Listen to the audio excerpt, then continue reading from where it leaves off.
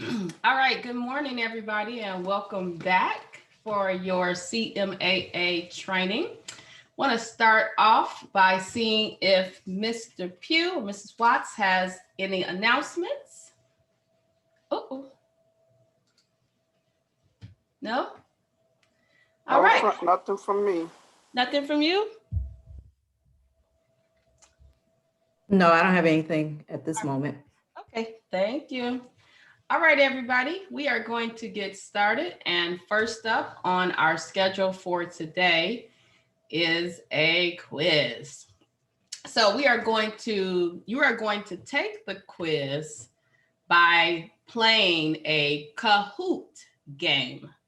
And to ensure that everyone knows how to work in the system, we're going to do a test run so that you can see how it works. So let me stop sharing this screen.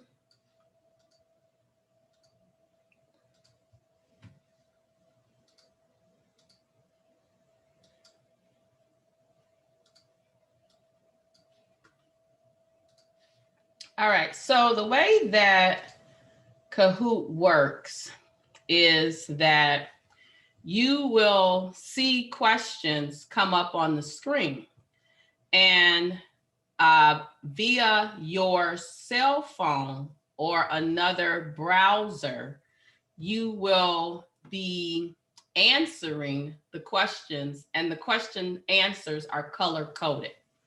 So we're going to do a test run just so you can see how it works, and I can make sure that you understand the process before we get started. When you play this game, you will need to use your government name so that I can send the results to Mr. Pugh and Mrs. Watts. All right, so what's going to happen? You guys were supposed to either put the app on your phone, or you were to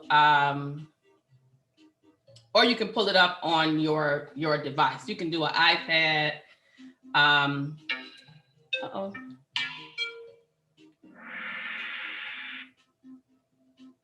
Sorry about that.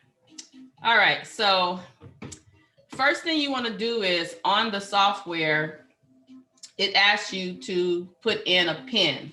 So at this point, what you'll want to do is either go to this website, or with the Kahoot app, you'll want to enter that PIN via that site or via the app. I didn't get the Kahoot app. So you can open another browser on your computer and go to that website, Kahoot it.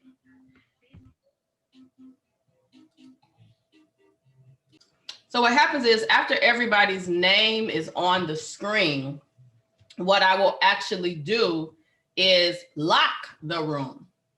So what that means is if you're not in at the time that we start, you won't be able to jump in. So then after that, what happens is the question is going to appear on the screen. Underneath, there's going to be 4 multiple choice answers, but they're going to be color coded. On your device, what you're going to do is click the symbol, the color that matches the answer that you want to select. So for purposes of the practice run, the question and answers are displayed on the screen for 60 seconds. Once we do the quiz, it's going to be 30 seconds. So I am going to start now.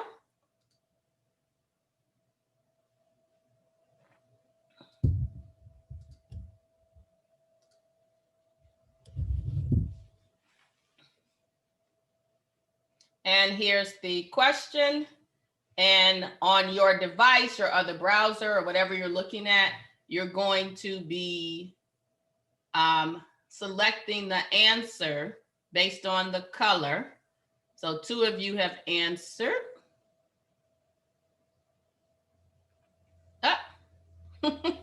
I must have set it on 20 seconds. All right, so let's do that again just to make sure. One second. Just to make sure that everyone has it.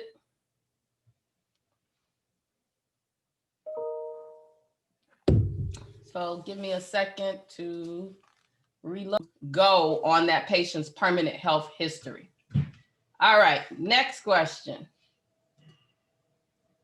Oh, also, I should mention that, you know, sometimes people move and the address that's on their driver's license or their ID is not the address that they write on the form. So what you want to do is always just confirm which one is the correct address. And depending on the system that you have, you may be able to put a note in there so that everybody who pulls up the patient's account will know that the patient potentially has multiple addresses, or just for ways to communicate. All right, next question.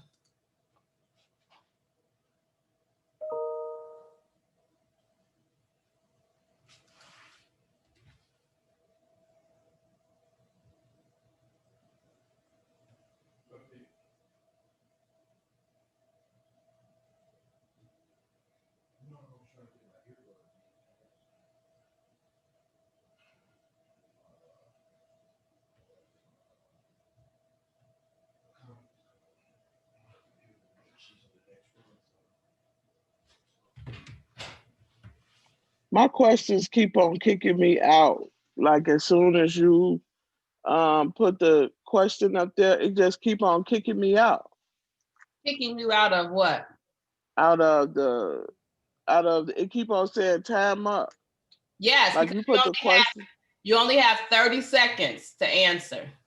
Right, but when you put the question up there and I read the question, I go back in to answer the question, it's already time up. But on your line, it got the time keep on going. Okay, 1 second.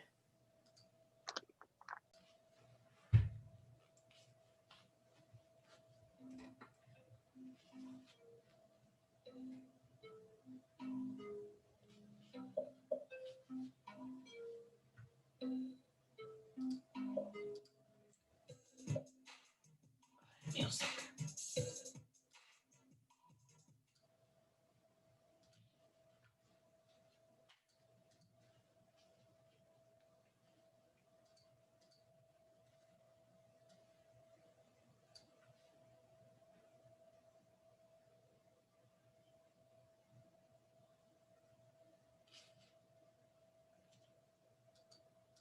All right, what type of insurance is Medicare Part C? And it is run by private insurance.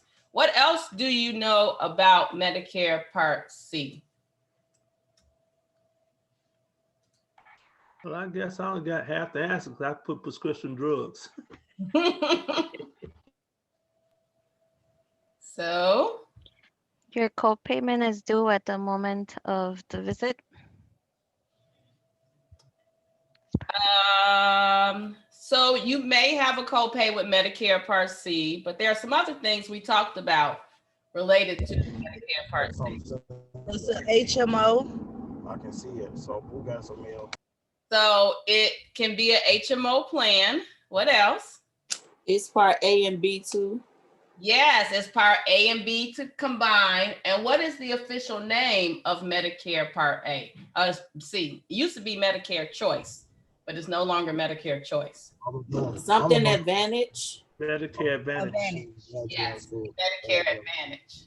All right, next up. So, but it is run by private insurance company. So remember I told you that story about that man from Humana that wanted to meet my mother at Panera Bread last February.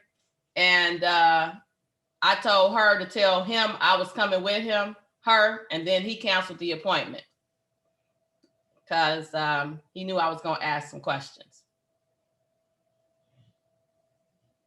All right, next up.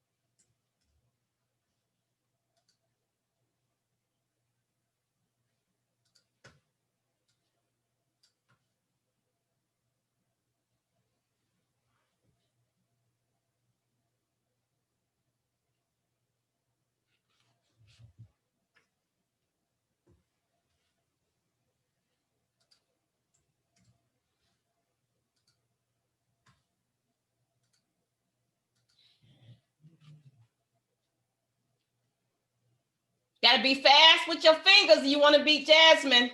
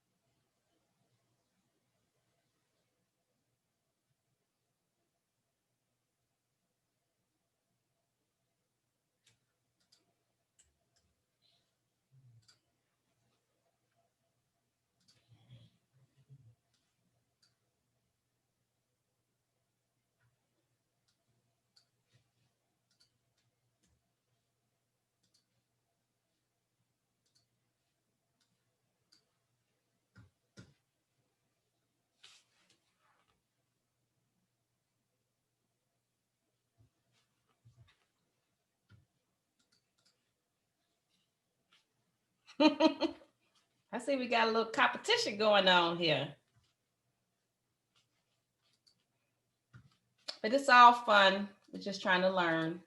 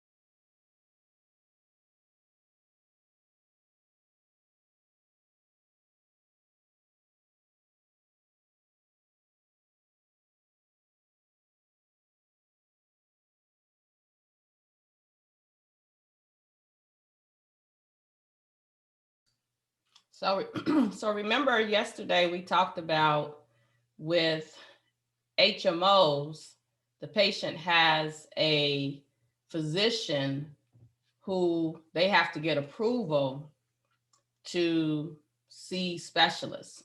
The goal is that that physician takes care of all of their care. And so if the patient is going to a specialist appointment, we have to have a referral. It is not acceptable to get the referral afterwards because A, what if we contact that physician and he won't give it to us? We now have to eat the cost. So it's not better to ask for forgiveness.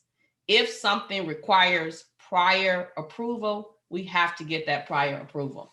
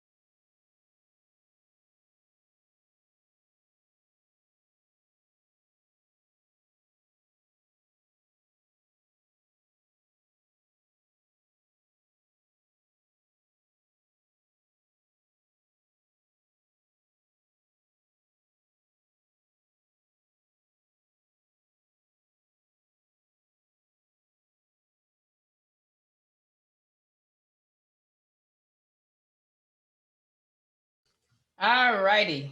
So when you were answering those questions, did anything look foreign to you? Yes. What looked foreign?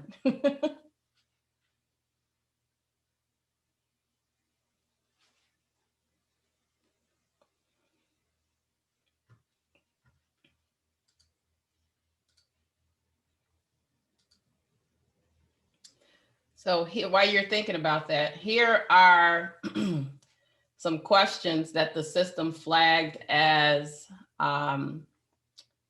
difficult. So remember, we talked about premium, deductible, co-insurance, co-payment, premium, deductible, co-insurance, and co-payment. So co-payment is a small fixed amount that is due at the time of service. But you could also have a co-payment for medication. So like, for example, for my asthma, I have 2 inhalers that I take daily.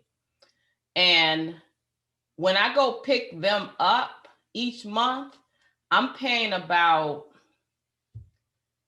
$95 a month co-payment for those drugs.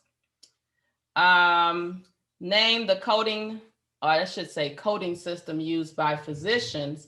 That was CPT. And remember, CPT shows what happened today. The next question that was flagged as difficult, percentage that the patient pays after the deductible has been met. So the key word in that question was percentage, because percentage is co-insurance. So remember yesterday we talked about how for Medicare Part B, the patient has to pay 80% of what Medicare allows. And then, the Medicare pays 80% of what they allow, and the patient pays 20%. So what they allow is not what they charge. So they may charge $200 for a service, but if they only are going to pay $160, if they're only going to allow $160 for Medicare Part B, the patient pays 20%, and that 20% is their co-insurance. Now, some organizations, they're very savvy with their financial planning and setup. And so they will oftentimes try to ask the patient to pay it up front. Like the example I gave you with my husband when he needed that radiology service. But generally in an office visit, and it depends because every organization is different, they will collect the co-insurance after the insurance company actually pays. I had surgery 6 years ago at Northwestern Hospital. And for my surgery, my insurance company was paying 90% of what they allow. And I was responsible for 10%. So when I arrived for my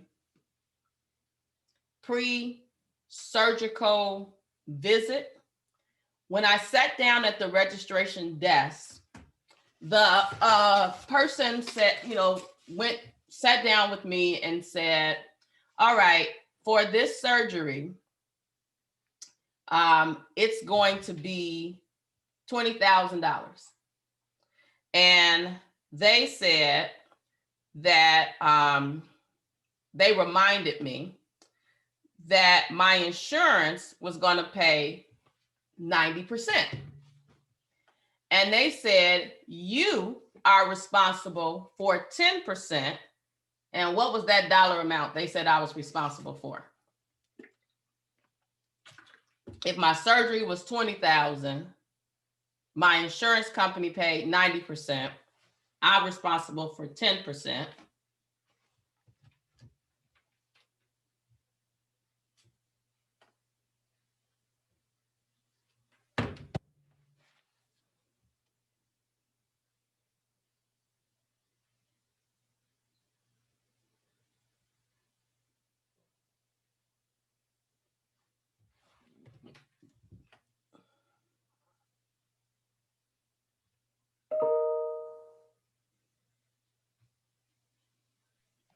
$200.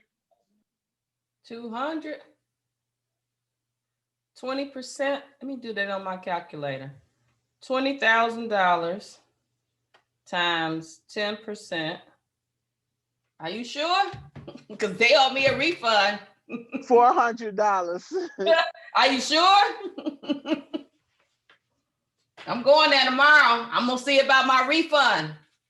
I'm gonna tell them my class said y'all owe me some money.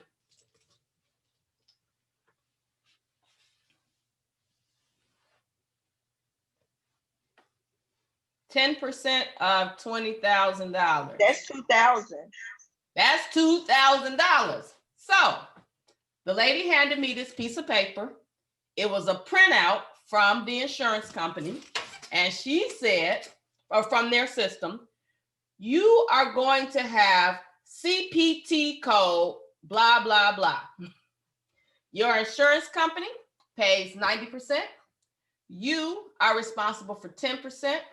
And we require payment on or before the day of your surgery. How will you be making that payment?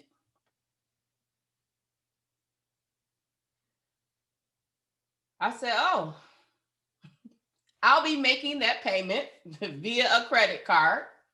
And I'm not paying y'all all y'all money today. I'll give y'all some today. And when I come for my surgery, I'll give you the rest of it because I want to make sure y'all gonna do my surgery. And she said, okay. She typed into the system. So I arrived for my surgery. And when they checked me in, they said, we will take the remainder of your $2,000 today. How will you be making that payment? Now, that's Northwestern Hospital. Big hospital. I call them a well-oiled machine. They have policies and procedures in place, and people actually drive in or fly in from other states to go to Northwestern. So they know that they got the upper hand because it was an elective surgery. So pay up or go back home. So, all right. So that's co-insurance. So some insurances could be you pay 20 and the insurance company pays 80.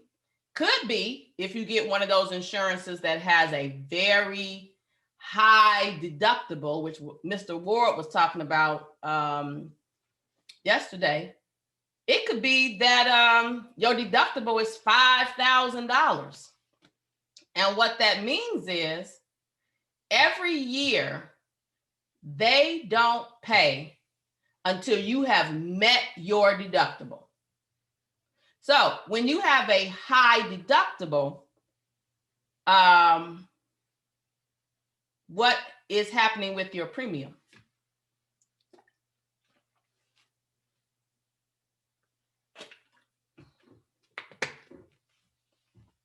Is it high or low? Hi. It's low. The premium is the amount that you pay monthly to keep the plan in place. So let's go back to the car insurance. If you have a $500 deductible, that means you pay less every month. But if you have a $250 deductible, you pay more every month. So you have a high deductible and a low premium, and that's how they get you with health insurance. Why? If your premium is $89 a month, you like, yeah, I could pay that. But your deductible is $5,000. And what that means, they don't pay until you have paid all $5,000. So years ago, in neighborhoods, there used to be this, people would have these signs in the grass, health insurance, $89 a month, right? But then when you look at the paperwork, you learn, wait a minute, I'm paying $89, but they tell me I gotta meet this deductible before they will cover anything. Mr. Ward, didn't you mention yesterday something about some insurance and it was too high? Yes. And what part was high? The deductible was high. Yeah. Blue Cross wanted to charge me $5,000 deductible, but my premium was only like $3 something. Yeah. $389 somewhere in there. Yeah. So you paying $389 times 12, carry the one, per month over 12 months.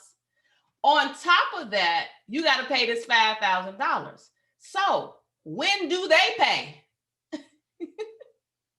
After I get through paying. Right. But here's the thing about this deductibles. They start over every year. So that means that you pay.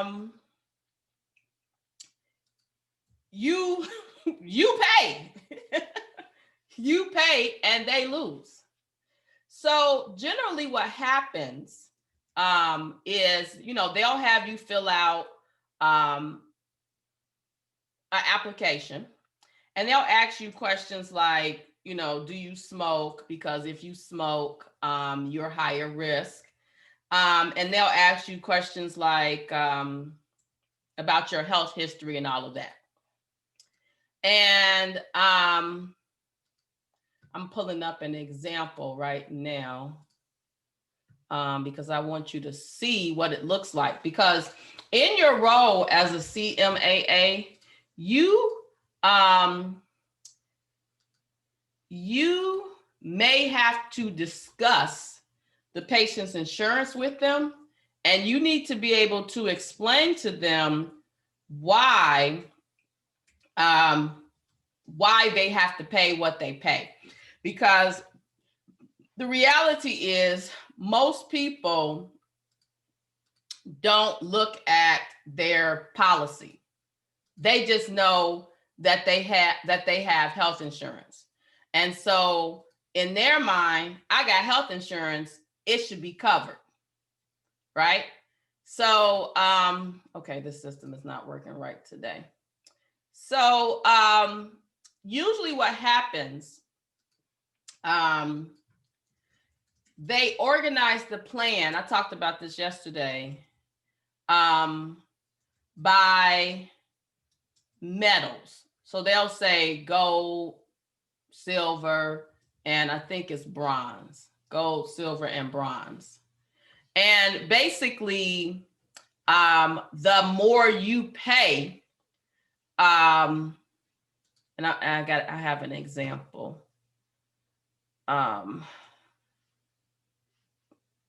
Give me 1 second.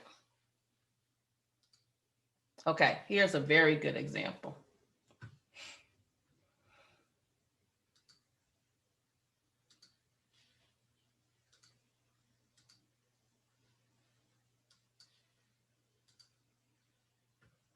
All right, so if you look at this diagram here, these plans are rated by the metals. They call it the metallic tiers: bronze, silver, gold, and platinum. So for bronze, notice that for they cover 60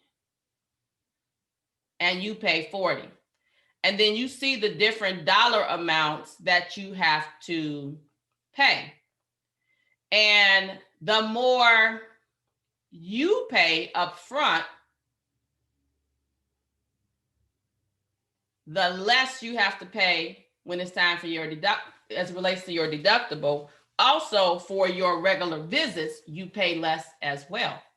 But I'm sure Mr. Ward can tell you, when you look at those options, you like, this is some bull crap, because that was $368 for this plan.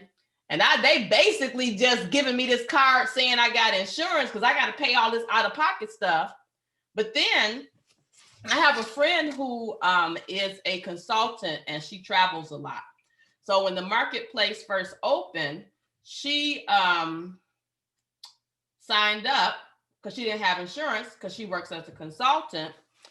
And she has hypertension and some other problems. So she wound up having to pay the higher plan so that she can get all the coverages that she needed. But it was expensive. It was about $700 a month. And that is why that's why getting coverage through an employer is more attractive, because you two share in the costs. They pay a larger portion and you pay less. And then if you work for an organization like Cook County Hospital and you're in a union, the union is negotiating the benefits and things that you're going to receive. So insurance is definitely is interesting. All right, so let's keep going back to the questions. And so hopefully now everybody knows the difference between Medicare Part A, B, C, and D. A is for hospital, inpatient services, skilled nursing facilities, some home health, hospice. Part B, physician services, some labs, some home health services. C is that, I always remember C based upon how they defined it when it first came out. C was like, you got a choice. You can have A and B combined with some other fringe benefits. Oh my God, Mr. Pugh, tell everybody about that COBRA. That's crazy. And Cobra is very high. That's crazy. So when I retired after having my hip surgery from CPS, naturally they was like, oh, you can get COBRA. And much like you said about your friend, because of my surgeries and other medical issues, I needed a PPO. It basically, just the monthly premium was $1,700 a month for the family. And so, I mean, I had every intentions of still working, but it expedited me finding a job with medical benefits because that was coming out of my pension. I mean, can you imagine that? Now, again, that was before co-pays, deductibles, not. It was just $1,700 a month out of my pension for the premium. So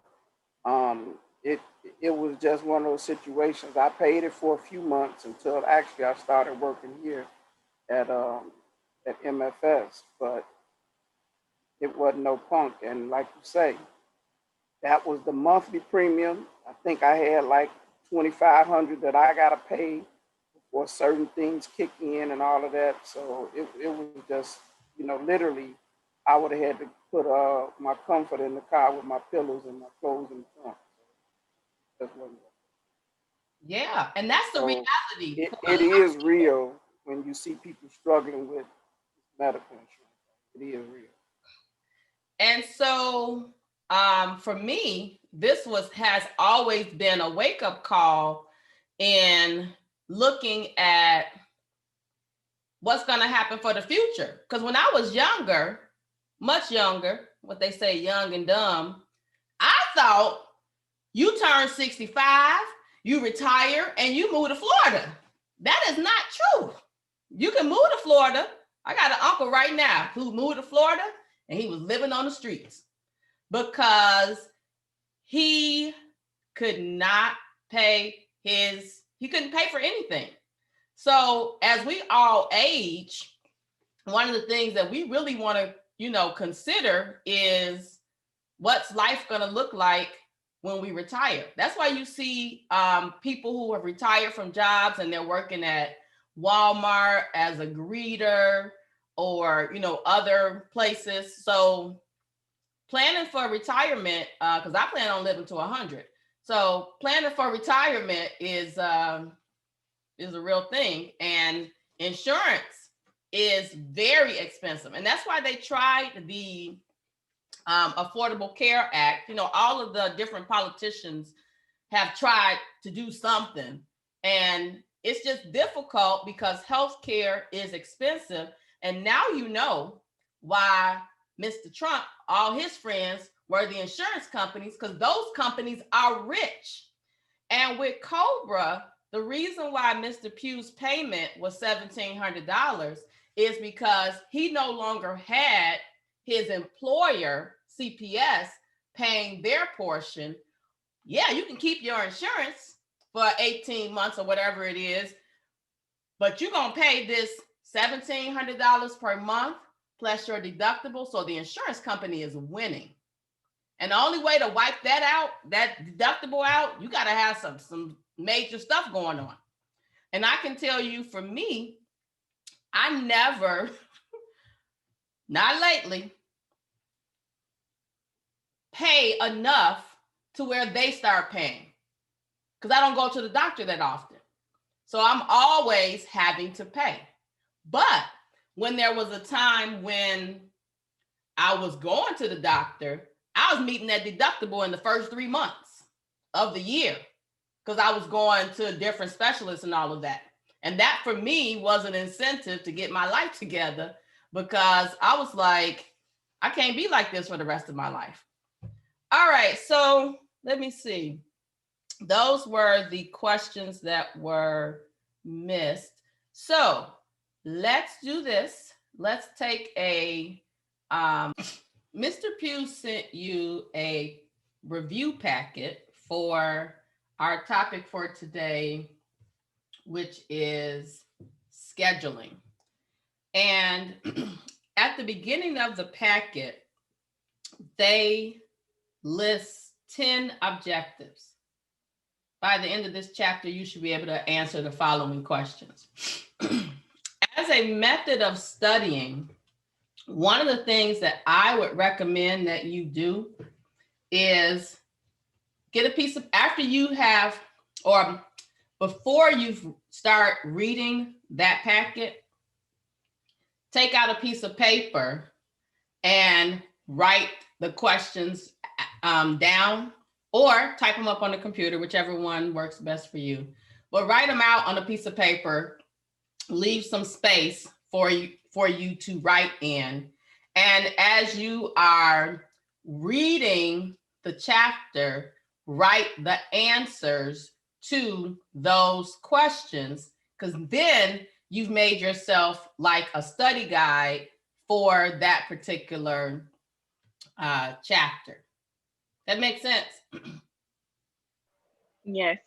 Okay, because there's a lot of information that we're going to go through. Some of it you're going to say, oh, we already talked about that. But having some kind of way to study is going to be critical. I think in the past, some of the students, participants that were in the program, they kind of struggled with studying, got behind. And I just recommend that you start off with, okay, these are the 10 things that I should be able to, 10 questions I should be able to answer. Make yourself that study guide. And then as we are talking about the information in our sessions, you can add additional notes to it. And a lot of things that we've already covered, you're going to see, we're going to be repeating information over and over and over again. And so getting organized right now is critical, very critical. All right, so today we're going to be talking about scheduling. And previously I had mentioned that there are two types of scheduling systems. We can schedule a patient via a book where we're literally writing in the patient's name and the time of their appointment on that particular date. I don't see many places with this format today for various reasons. Number one, the book could get lost. Number two, you had to write it in, it was recommended that you use a pencil, because if somebody cancels and you wrote in pen, now you're trying to either cross it out, use whiteout, and that can get a little messy. So technology has allowed us to have all of these different computer systems that can be used to schedule patients for appointments.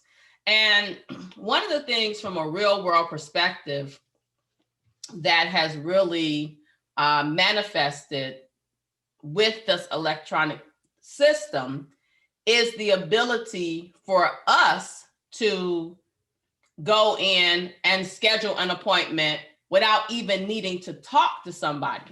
Now, some people will say, well, that's costing somebody their job. I don't think you should do that. But unfortunately, this is where technology has brought us to. And so that's why when you're working in healthcare, you always want to keep yourself relevant by continuing your education, always willing to learn something new, so that you are not phased out because you only know how to do one thing. And I'll give you an example of something we're going to be talking about shortly is medical record file clerks. Back in the day, hospitals had a need for a whole crew of medical record file clerks because they had paper records. But when the records converted to electronic, those people, if they only knew how to file records, they lost their jobs unless, they went to school, back to school to get some other type of training, or if that organization was willing to train them on something else within the organization. If the organization got a system that required you to scan records in, they had a job for a little while because they were able to do that. But what happened after that? So you always want to be forward thinking and looking at what's happening in healthcare today, because you don't want to be left behind. And I'll tell you, for me personally, one of the things that I do is provider education.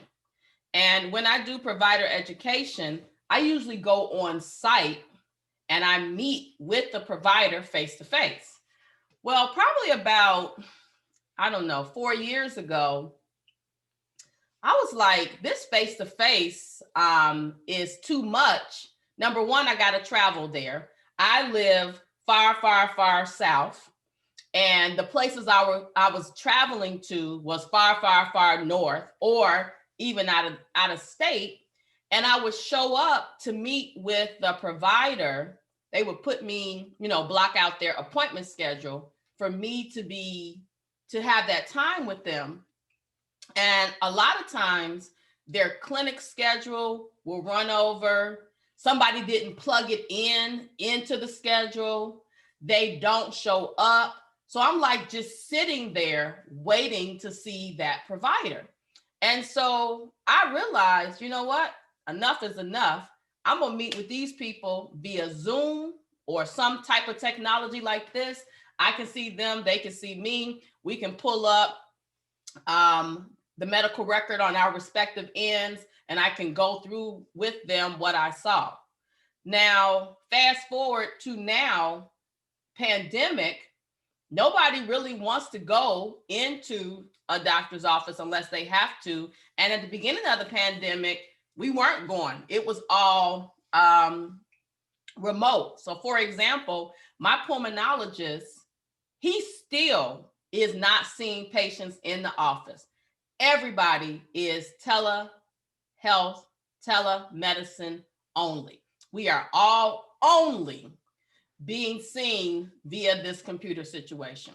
So luckily, because I had been doing it already, it was easy for me to make that change. So technology is going to continue to advance, and you have to make sure you stay relevant so you can have something to do. All right, so in the in your packet, and I'm not going to go through every little thing in the packet. In the packet, they talk about computer scheduling, book scheduling, what are the advantages of the computer versus the paper. And for purposes of your CMAAA exam, you will want to make sure that you can answer the questions based on what's in this review packet, not based on what you did when you worked for an XYZ company or what you saw when you were the patient. You have to answer these questions based on what they tell you this process, or what the process involves, or the definitions that they use. And that's the reason why I recommend that as you're reading the packet, that you have your outline of notes. You have these recordings that you can go back to and refer to. So when it comes time for you to review for the exam and take your exam, you have everything you need and you can go in there and pass it.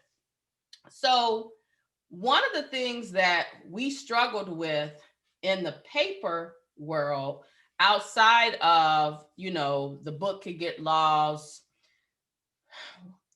people writing in pen, different colors, red, blue, black, it was just a nightmare. The other thing is the manager or designee is often responsible for blocking out times on the provider's calendar so that no patients are plugged in. And that's important because you don't want to put a patient in a slot and the doctor's not going to be there because they're at a conference. Some organizations will block out time for lunch. I'll use myself as an example. I have a calendar that I use, and I have a scheduling system. And if someone wants to make an appointment with me, they have to make that appointment using that scheduling system.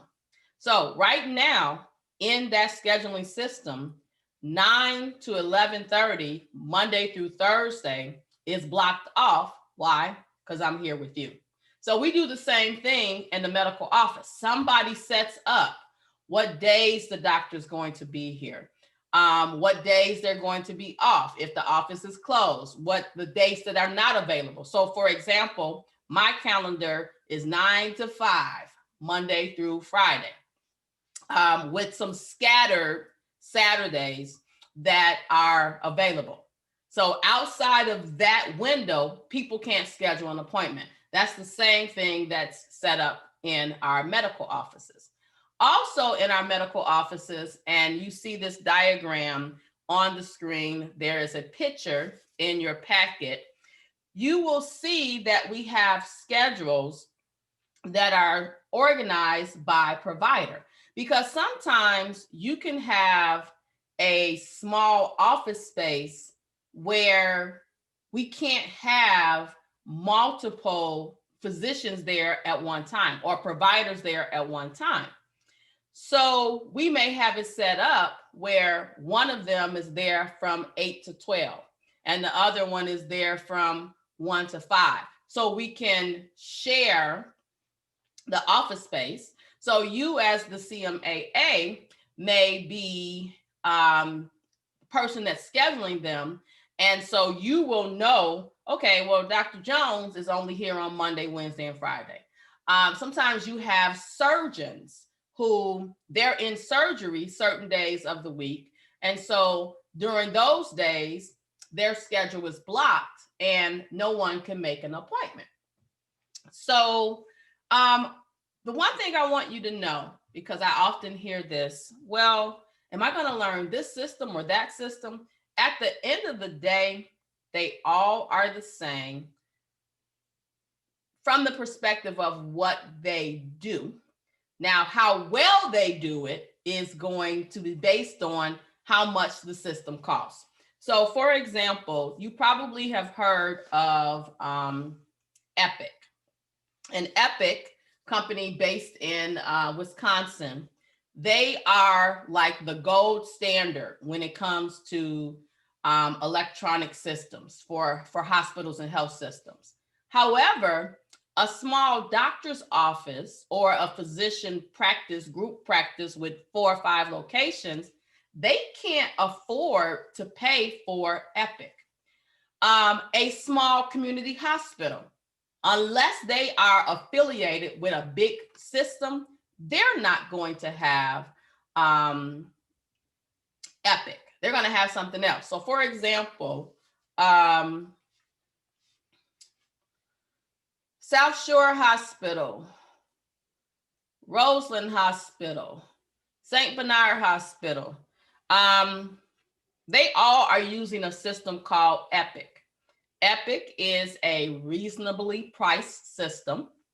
The documentation for the most part is electronic, but you also still have a huge paper presence of documentation. And so that's what they can afford, right? But some organizations have more resources and they have the fancy systems. So you see on this example on the screen that each doctor has appointments for today. And their appointments are scheduled out based on their scheduling system, also known as the type of booking. So for example, and there's an example in the packet as well. For example, with the first provider, you see that she has an appointment at 11 to 12, another one, 12 to 1, another one, 1 to 2. And then below that, you see one 2:30 to 3:30, 3:30 to 4:30. So all of her appointments are an hour long. So her patients are coming every hour. Yesterday, we talked about Cook County Hospital and how they had people arrive at the same time. And there's a name for that type of setup. Today, generally, we see new patient, 30 minutes, established patient, scheduled for a 15-minute slot. Why?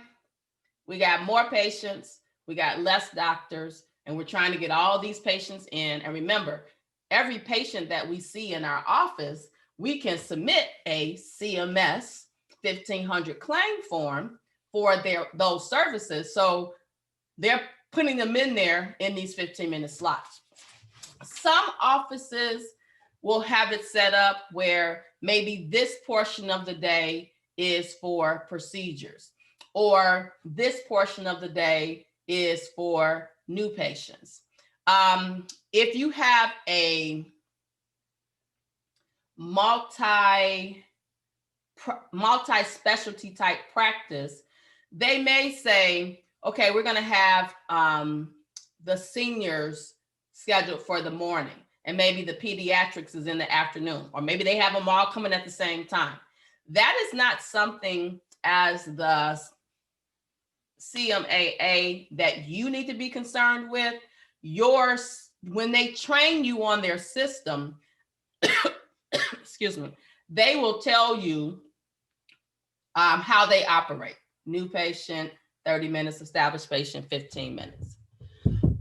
So in the packet, they talk about the different types of booking and what they mean. So, and it's really about the approach. And the approach could be something called wave booking. And with wave booking, your patients are coming in. Let me clean my screen up. Your patients are coming in literally, like the word says, in waves. They're scheduled at the same time every hour. And that kind of supposed to make it so that whoever they tell to come at 9 o'clock, they see those people. And then the next group is coming at 10 o'clock. So hopefully before 10 o'clock comes, that first group is done. Well, we know what happens. They running behind all day. So generally, patients are seen in the order that they arrive. And there's a sign-in sheet. This works good because if you have people who are late, doesn't matter because they're going to be seen in the order that you're seen or that you arrive. Modified wave is a little different and can be set up several different ways. Now, you probably are thinking, why do you need to know this for this CMAA exam? I will tell you, I 100% agree. I actually wrote them an email and I said, hey, you need to change some of this because nobody's going to a job, starting a job, and they're like, our patients are scheduled via the modified wave booking. They're just going to tell you the process for registering patients. You know, you type in who that person is going to see, that doctor's schedule comes up. If the patient is new, you know, they'll allow you to put them in a new patient slot. If they're established, they'll have you put them in an established patient slot. So you do need to know this for the test. Okay. Modified wave is instead of people coming at the same time each hour, it may be where you have two patients come at 10 and then one patient comes at 10:30. So between that 1 hour time span, you can get those three patients in. The next type is double booking. And this is something that we really try to avoid, but it happens. And this is where you have two people coming at the same time. Both of them have a 9 o'clock slot. And what happens is, of course, generally, whoever gets there first, that's the one that's seen. And this is really something that we do if it's an emergency. So for example, my father was admitted to the hospital and he was told to follow up with the primary care physician in 2 days. And the schedule was booked. So they fit us in at the same time as somebody else. And that somebody else was coming in for something minor and they knew that they could work us in so that he could be seen and not interrupt the whole day. In some settings, the providers, no matter what type of schedule you have, are always running behind. And if you go to the county, for example, I keep calling it county, but you know, if you go to Stroger, that's something that you expect. Anybody been there lately? I want to see if they got better. I see Mr. Ward looking. You been there lately? Yeah. They haven't gotten better. Yeah. And that's because they got a lot of patients. They don't got enough doctors to see all those patients. And so you wait. All right. The next type is stream time or specific scheduling. And this is where patients come at regular intervals. So it could be every 15 minutes that the patient comes.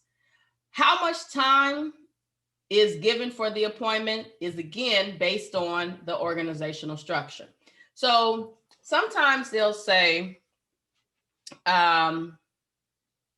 we want 15 minutes for established patients, 5 minutes if somebody's coming in to get, maybe just to get a flu shot, 30 minutes if they are a new patient. But with the stream time specific scheduling, patients are coming in at those scheduled times. There's no double booking and it's supposed to flow smoothly. I have to tell you, I personally am one of those patients who I don't like sitting there waiting because I got stuff to do, places to go, computers to sit behind. So I always schedule my appointments for the first one of the day so I can get in. I don't care if it's 6 a.m. First one of the day so I can get in, get out, go on about my business. Whereas some people prefer later in the day. But I know that once they get rolling, they can get delayed. Like sometimes in our elderly population, they'll be sitting there coming in to follow up on their diabetes. And then the doctor will say, well, is there anything else you want to go over? And then they pull out this whole laundry list of stuff that they want to talk about. And I've been in the room with the doctors and they'll say, all right, pick the top 3 things that you want to cover. Those are the things we're going to talk about. I witnessed this with my father. We're sitting in the office. The doctor is walking out the door and he's like, oh, one more thing. We got in the car. I said, Daddy, we don't have time for that. We're going to write down what we're going to talk about at these appointments. And we're going to say at the beginning of the appointment, and we're going to execute. And then we're going to be gone. And it works well because the doctor got other patients to see. And if you come in there, organized, it works out. So when we're scheduling patients, we try to ask them, what are you coming in for? And sometimes they don't want to tell us when we're registering them. And they'll just list one thing when really 5 things are going on. And one of the challenges is if they have a problem that's associated with a hospital visit, we want to try to get that documentation before the visit. If they're following up on labs, we want to get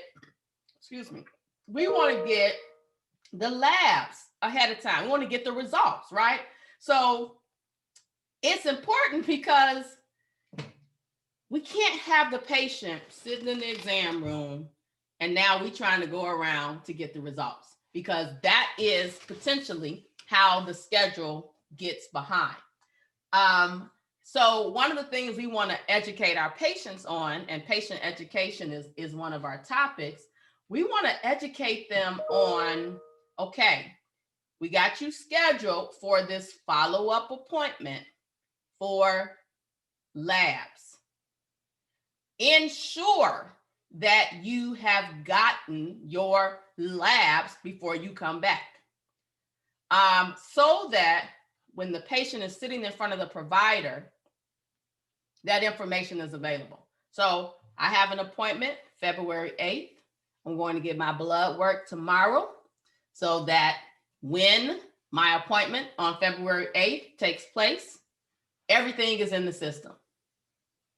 Plus, sometimes based on the results that the lab results show, they may want you to get some additional tests. And so it's good for them to have that information up front. And then we know the flip side of that. Sometimes we get our tests, they don't have the results.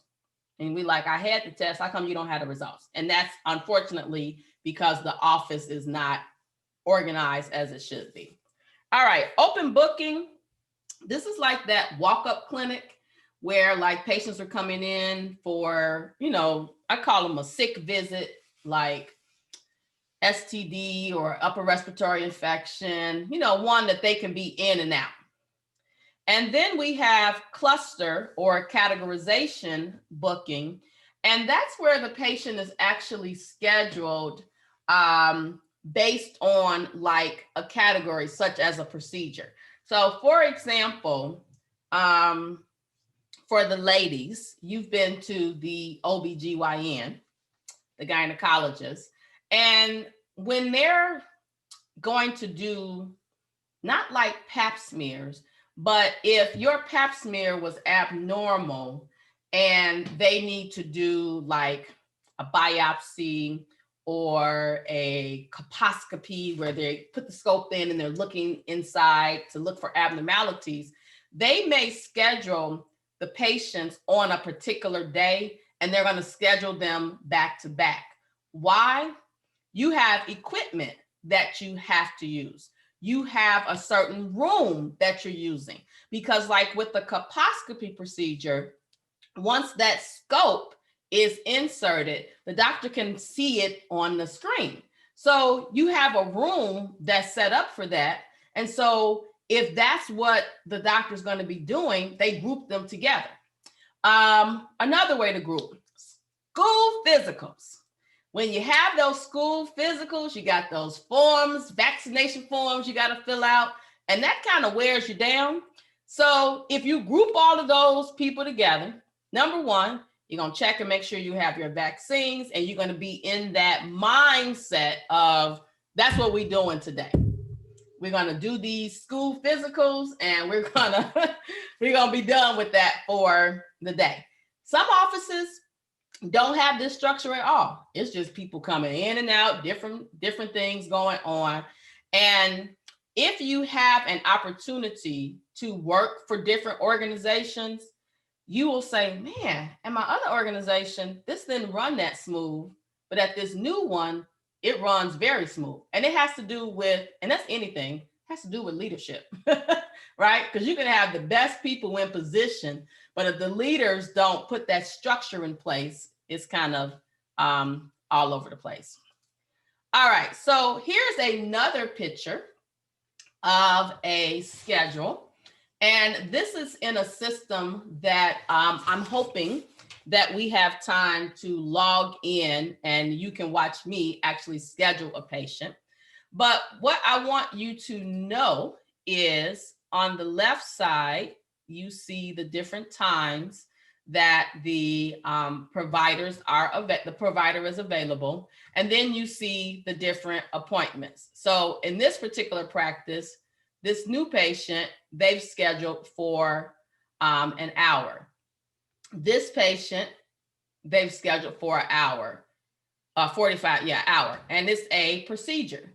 This patient is a consultation, so that's longer. So it could be that the visit is longer because they're new, because they're having a consultation, because they're having a procedure. You'll notice for this particular patient, instead of being 15 minutes, it's 30 minutes, and it's an extended office visit. Sometimes we will have patients who request 2 time slots. They will say, I need more than 15 minutes. And so what will happen is we'll put that request in the system, and it's like a flag or an alert. And so when you type in the patient's name, that alert comes up. Patient wants 2 slots. Another example of an alert. Patient does not want to be seen by Dr. Pugh. And so maybe they had a bad experience with that person. So when they call in to schedule, we know that information. We can also use that flag for things like patient owes a balance. So when the patient calls in, that pops up, so it's top of mind for us. So those are just some examples of what a computer system can do. Now, when you think about this, if you had a paper-based system, you couldn't do those pop-ups because you're dealing with all this paper and all you have is the actual schedule. You also notice here that we have the patient's phone numbers, and that is because, you know, we want to call them to remind them about their appointment so that they could be on time and bring their referral and medications and all that other stuff. A lot of organizations are using these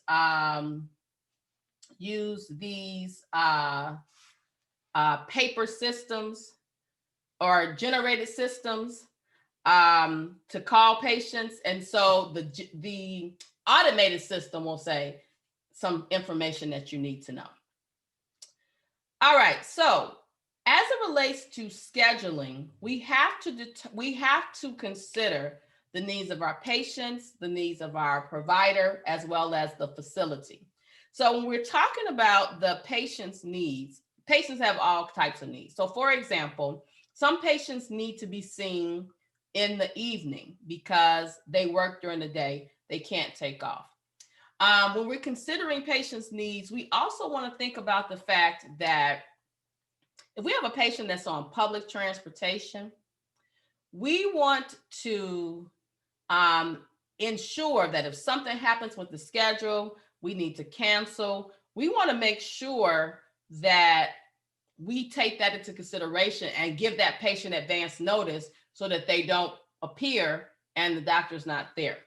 In your packet, there's a whole list of things that you should consider as it relates to the patient's needs. And I know you're going to read your packets, so I'm going to keep going because I'm not going to go through that long list. Now, you've been a patient before, and you are going to say, they don't consider that at my practice. Remember, every practice is different. And when you take this exam, answer the questions based on what's in your packet. All right, providers. I actually kind of talked about the provider's needs in terms of making sure that their schedule is blocked off when they're not going to be there. So if they're on vacation or whatever, and things can and will happen. For example, my pulmonologist decided he was taking the month of December off. And so we had a choice. You can be seen by the nurse practitioner, or you could just reschedule for, which is now this, you just reschedule for 2021. So that's the reason why we need to have the phone numbers and all of that so we can get in touch with our patients. But you need to consider, is that provider at more than one location? Do they prefer a certain type of day? Do they have specific requirements? And once you start to work with them, you will learn what they require. And remember, some of these things as the CMAAA, you may not even do. So one of the things I said to the NHA, the people who are doing this test, I said, you should survey practice managers to see what they think about some of these things that we're talking about, because some of it is a little old school. Now, if you have a solo practitioner, they may still be operating old school, but you won't know that until you get there. As it relates to the facility, we have to make sure we know when the facility is open, when it's closed, because we don't want to have our patients coming in and the office is closed. So like right now, I told you my pulmonologist, they are not seeing any patients on site. They're there, the staff is there. When you have an appointment with them, they're there now. But initially, when the world was shut down, they were at home and we were at home. Everybody was operating at home, depending on what they did. Some people had to go on site. And my pulmonologist He's one of those old school doctors that does not believe in fancy electronic systems. So he is actually a paper-based operation. He's like the best pulmonologist, which is why I go and see him. All right, appointment protocol. So one of the things we talked about the last 2 days are fees for when people don't show up and incentives that we have, you know, if they cancel late.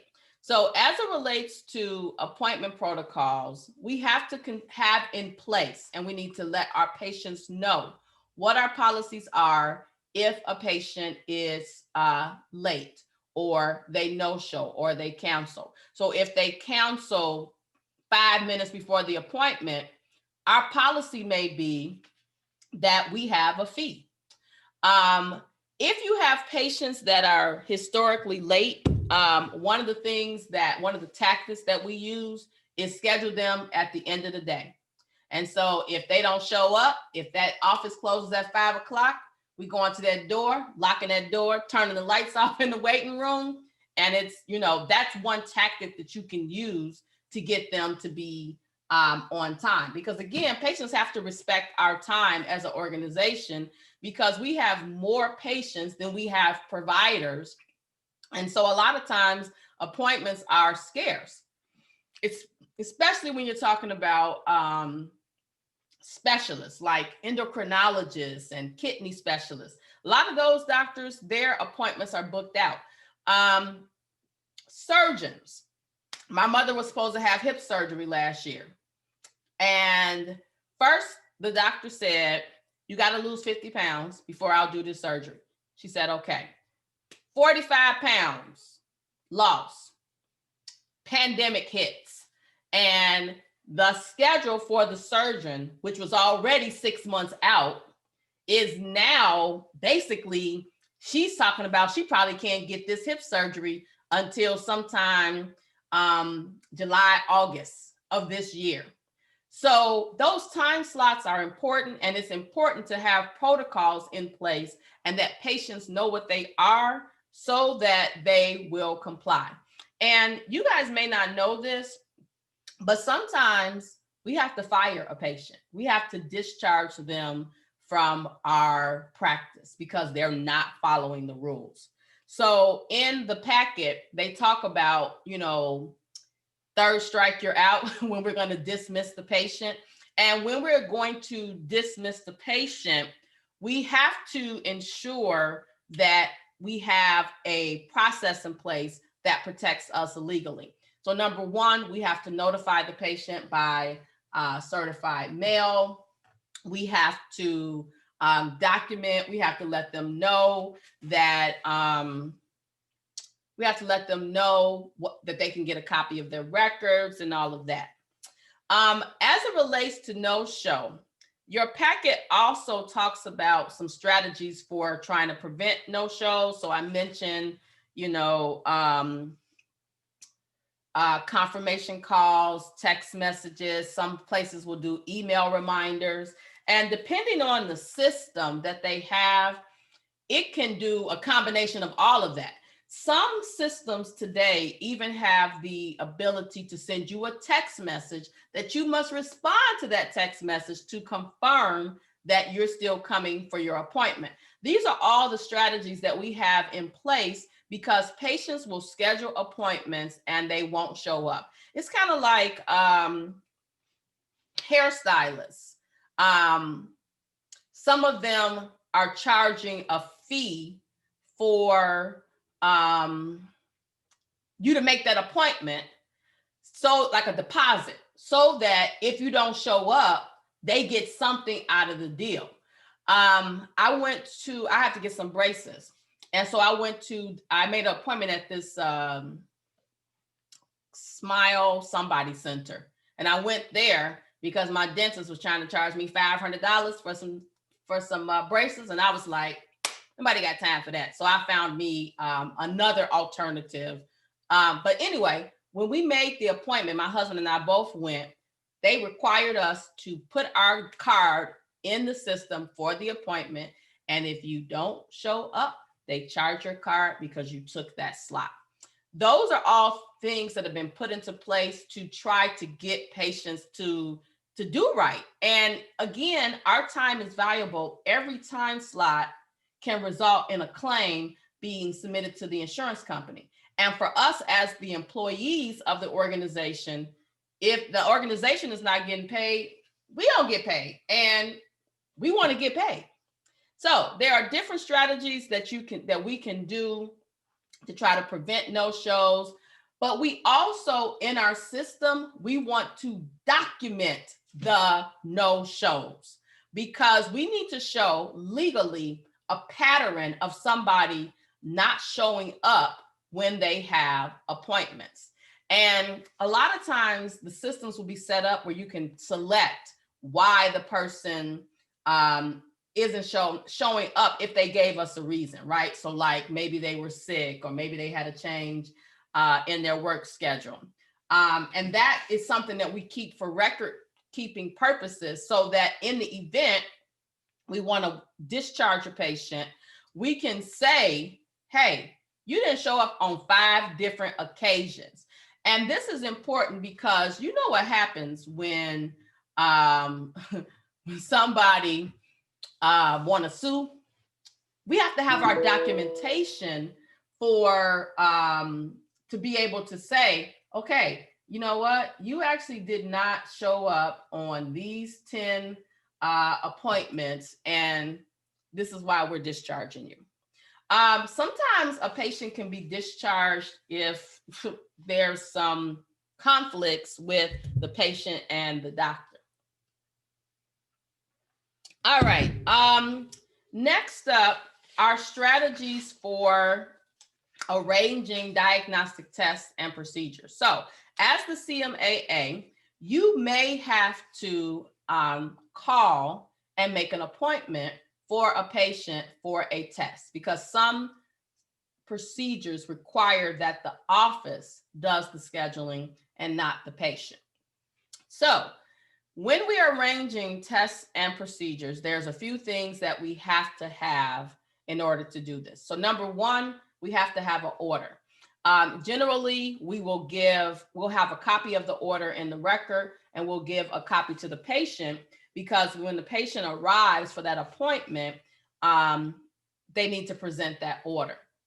Some offices have it set up where the order can be electronically transmitted. So for example, I needed to have my mammogram, and my gynecologist electronically submitted the order over to the hospital. So I didn't have to pick it up and take it with me. They had it.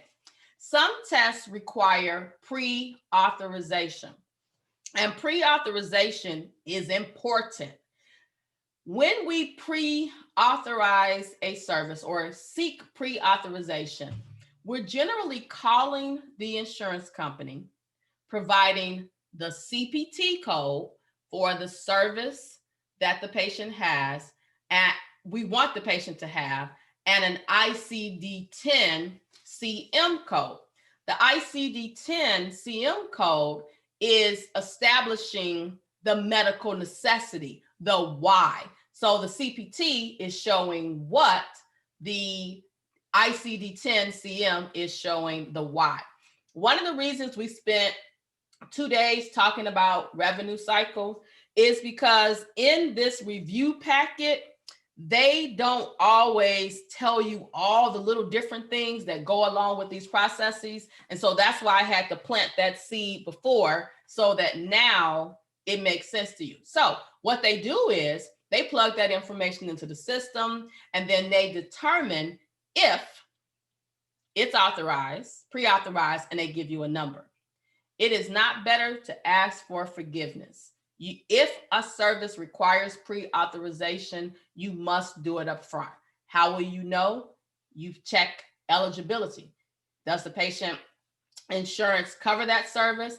Does it require pre-authorization? If it does, you have to do it. Some people in offices, now I want you to start thinking about what you're going to do when you grow up. Some people in offices, all they do is work on this pre-authorization and referral stuff all day long. All right. Also, when we're scheduling the test, you need to have the patient's information up in front of you. You need to know what the patient's availability is. And you also need to confirm with the patient's insurance that that particular facility is covered. So I'll use myself as an example. When I was having surgery 6 years ago, I called my insurance myself, and they said, there's only 2 places you can go. 2 places. You can go to Northwestern, or you can go to Silver Cross in Joliet. And I said, okay, well, I don't really want to go downtown. But I was like, Northwestern, they're kind of known for, you know, they're known for what they do. So I said, I'm gonna go there. All right, so once we get the test scheduled, we're gonna notify the patient, confirm it's still good. Any instructions that we're gonna give them, if there is a consent that's required, we'll have them fill that out. Usually that's filled out before the patient leaves. And then we update this all in the medical record. So if the patient forgets, we have it there. We can pull it up when they call us. Patient instructions are going to vary based upon the service. So for example, when you get a mammogram, they tell you wear loose fitting clothes, don't put deodorant on. So the patient needs to know that up front. All right, confirming future appointments. When we confirm appointments, because we are potentially calling a patient, texting a patient, we always want to find out,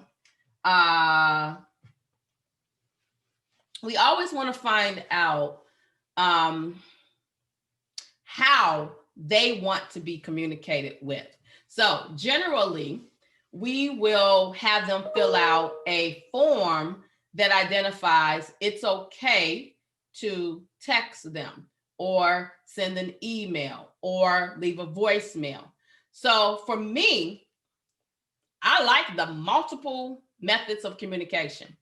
So on my privacy form, I tell them they can call me, they can text me, they can email me, because that way I don't miss my appointments. Yes, I got it on my calendar, but those reminders actually help me.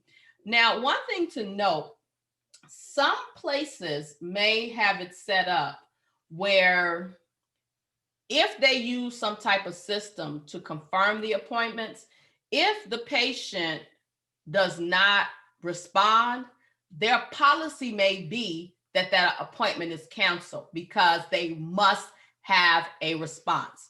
So when we're meeting with our patients for the first time, or if we're reminding them about their appointment, you always want to remind them about the policies that your office has in place.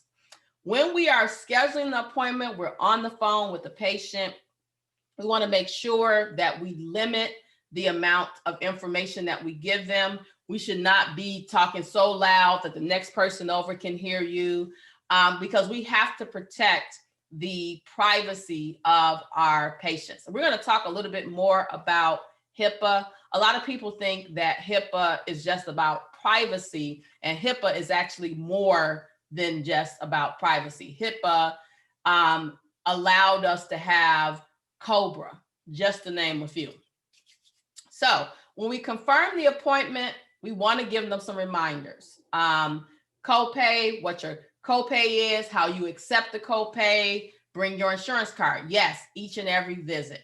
If they have a referral, we need that referral at the visit when the patient arrives. Again, we don't want to have that patient sitting in the waiting room while we're trying to get the referral. And some offices won't do that. They'll tell you if you don't have the referral, you have to come back with the referral. Of course, bring their photo ID, because we want to continue to make sure that they are who they say they are. Because, you know, some places, yeah, the staff knows the patients. Like, for example, at my pulmonologist, they know me by name. They know my husband by name because we go there a lot.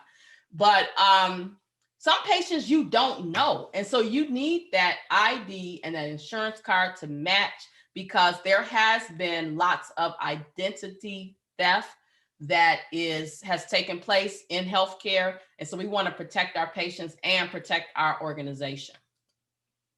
All right, so I'm going to stop here because that was a lot of information. And I want to pause for questions.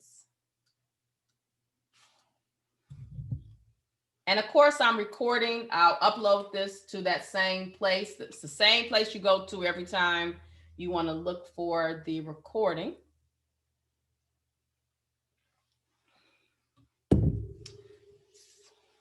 So who knows what's going to happen on Monday morning?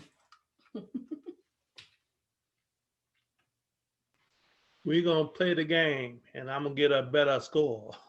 Well, you're going to get a score. It's not going to be a game. It's going to be a different type of system because variety is the spice of life.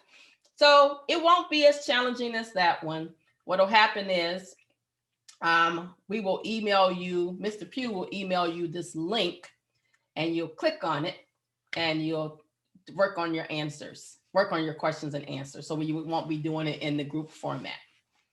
And then one day we might play Jeopardy, but we'll do a variety of things to make it not so boring. So questions, I can only see 2 people. So questions. And Mr. Pugh, you have any announcements? Ms. Watts, still here, you have any announcements? Just last double checking to make sure everybody did that art. I think everybody did, but just make sure you did that so we can. The who? And if some of you still owe some exams to send in to Ms. Watts, so get those done. Those are business. Yeah, I understood that because I didn't know what he was talking about. Okay. Well, Also, it was brought to my attention that your emails received from me may have gone to your junk email folder. So please check that as well. and actually, as a matter of just principle, I would highly recommend that you always check your spam because sometimes something you need actually goes there. It's not always just something that somebody's trying to scam you, like somebody filed unemployment in my name. So it's not always, a scam. And that reminds me too, everybody was supposed to send me and Ms. Watts a test email with your CMAAA Gmail account, so I haven't received it. Set in the format, check back your email with the first initial, your last name, .cmaa at Gmail. Again, set up your account, send me and Ms. Watts a test email. Again, that's how we will register you. And it's gonna come up very quickly. That's how we register you with NHA. That's how you get your practice exams and your NHA exams. So you have to have that.